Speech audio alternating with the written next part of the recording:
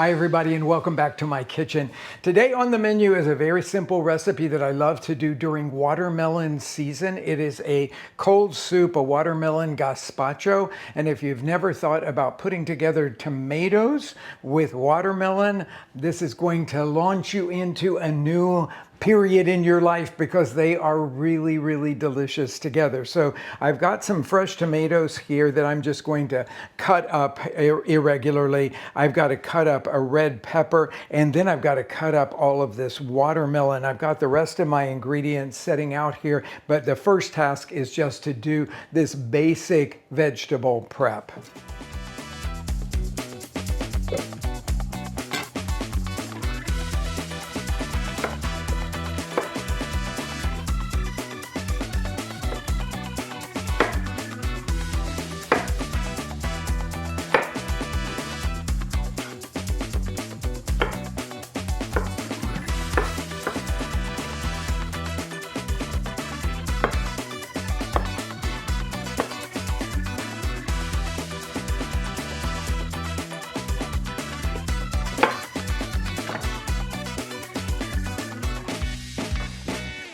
Okay, that task is finished here. I've got my watermelon in the blender jar, and I'm going to add the red pepper. It's not a roasted red pepper, just a raw one. And then, of course, the ripe tomatoes. And usually, in most climates, the watermelon will come into the markets at the same time as the really good tomatoes. So that's one of the reasons that we love doing this soup in the late summertime. Here, I've separated out a little bit of the watermelon here. Now, I have some roasted ingredients that are going to go in here as well. Some roasted garlic, of course, and then a roasted red jalapeno, or you could use a Fresno for that, and a little bit of roasted red onion. This will add a lot of depth of flavor, so I'm going to just put those guys over in here. And then, of course, because I have dry roasted the garlic, I have to peel it because you always dry roast it with the little papery skin still on it. But I'll peel that off. The skin comes really quickly off of the garlic once it has gotten soft all the way through. That takes about anywhere from like 10 to 15 minutes to get the garlic really soft there. And then I'm going to put this on here. When you're making a classic gazpacho, in the way that they do in Spain, they would always thicken it with bread. So I have some bread here that I have toasted, again, adding some depth of flavor to it. So that bread will go in there.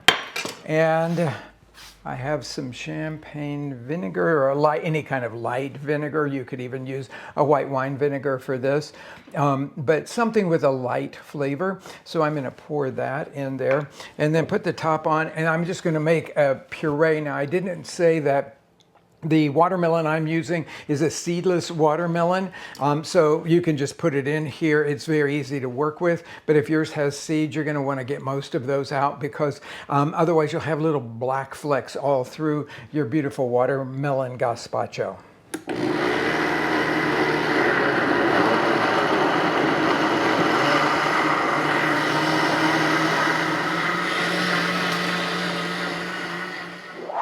You know, I love making these videos, sharing with you the brilliance of Mexico's regional cooking. And you know what? You can help me make more of them by subscribing to my channel and liking the videos. Will you help? Now, back to the recipe. Okay, I'm going to pull out the center of the lid there, and I have olive oil that I am going to turn this on a very low speed here and start drizzling it in. Cover it with my hand here just in case there's any spatters. No, there's no spatters in that, but I want to see it moving through there, and then I can just drizzle this olive oil in, and it will sort of emulsify into it. So this is sort of a nod toward the Spanish origins of gazpacho, and that should be where we need to be. Now, I'm going to give it a taste now because we have to salt this. One thing with a gazpacho like this is you don't want to skimp on salt. And the reason you don't want to skimp on salt is because it is very, there's a lot of fruity notes in here, and actually the salt will help to bring out those fruity notes. So I'm going to put what I think is the right amount. This is a great recipe to have if you're going to have guests during like coming and visiting for the weekend, because you can have this ready to go in your refrigerator and then you can just simply serve it. So let me just pulse this again to mix in the salt, and then I'm going to give it another taste because again I will say that the seasoning of this one is really important. Oh, it's just amazing how that salt just brings all of the flavors together. Now you can serve this just like this. I would definitely want to chill it before I served it. Because this is kind of at room temperature here, but just to show you what it looks like, there's our watermelon gazpacho, but we can do a couple of other things to sort of enliven this, especially texturally.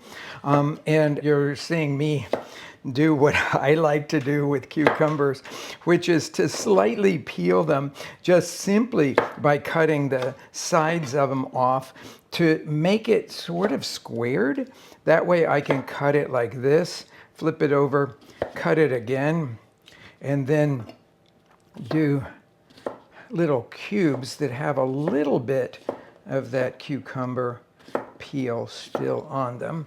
Okay, so that's one of the garnishes that we could use here. I saved out a little bit of watermelon, but I've got a little mint here, so we could use that. And I've also got some cherry tomatoes. You might want to put those in there. And in a lot of the farmers markets, you will find cherry tomatoes of all different colors. And so I'm kind of going here for the golden ones because of the contrast that you can get color-wise here. So cut those guys up either into quarters or halves. I'm going to go halves today. And then we can put a few of the halves of the tomato in here.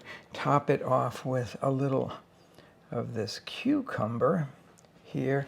And of course, a few pieces of the watermelon around the outside. Now, I've got some mint here from my garden, and it's a type of spearmint that they use in Mexico all the time, and just a few torn leaves of mint can be really, really beautiful as well as tasty in this.